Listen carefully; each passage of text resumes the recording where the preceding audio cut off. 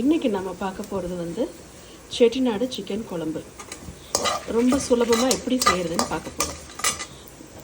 மிதமான தீயில் 6 வரமிளகா, ஒரு ஜாவித்ரி, 1/2 ஸ்பூன் கடல் பாசி,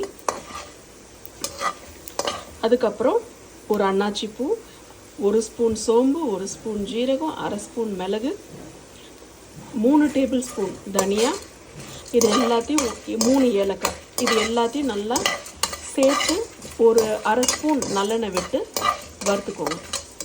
நல்ல மணம் வர அளவுக்கு வறுத்தா போதும், அதை ரொம்ப செவக்க வேண்டாம். இது நல்லா செவக்க வறுப்பட்ட உடனே இது நல்லா மணம் வர செவந்து வறுத்த உடனே ஒரு கொத்து கருவேப்பிலை